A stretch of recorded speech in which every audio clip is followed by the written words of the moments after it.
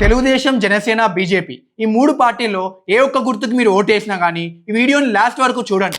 ఆంధ్రప్రదేశ్లో 2024లో జరిగిన అసెంబ్లీ ఎలక్షన్స్లో వైఎస్ఆర్సీపీ పార్టీకి దాదాపు 40% ఓట్ షేర్ ఉంది.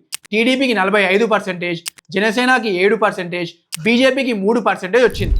ఇందులో టీడీపీ, జేఎస్పీ, బీజేపీ కూటమి కలిసి గవర్నమెంట్ని ఫామ్ చేశారు. కానీ కూటమి ప్రభుత్వం ఫామ్ చేయడానికి అసలు బేస్ లైన్ ఏంటి అంటే వాళ్ళు ఇచ్చిన సూపర్ 6 అనే మేనిఫెస్టో. ఇప్పుడు ఆ సూపర్ 6 మేనిఫెస్టోని అనలైజ్ చేసి నిజానికి ఈ మేనిఫెస్టో వల్ల సామాన్య ప్రజలకి వస్తున్న మార్పు ఏంటి అనేది చూద్దాం. సూపర్ 6లో మొదటిది యువగలం.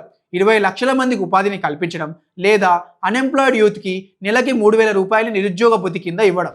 రెండోది తల్లికి వందనం. స్కూల్కి వెళ్ళే ప్రతి విద్యార్థి పైన సంవత్సరానికి 15,000 రూపాయల్ని వాళ్ళ తల్లి అకౌంట్లో జమ చేయడం. మూడోది అన్నదాత సుఖీభవ. రైతుకి ప్రతి సంవత్సరం 20,000 రూపాయల్ని ఆర్థిక సహాయంగా అందించడం. నాలుగోది దీపం పథకం. ఉచిత గ్యాస్ సిలిండర్లు. ప్రతి కుటుంబానికి సంవత్సరానికి 3 గ్యాస్ సిలిండర్లు ఫ్రీగా ఇవ్వడం. ఐదోది ఆడబిడ్డ నిధి పథకం.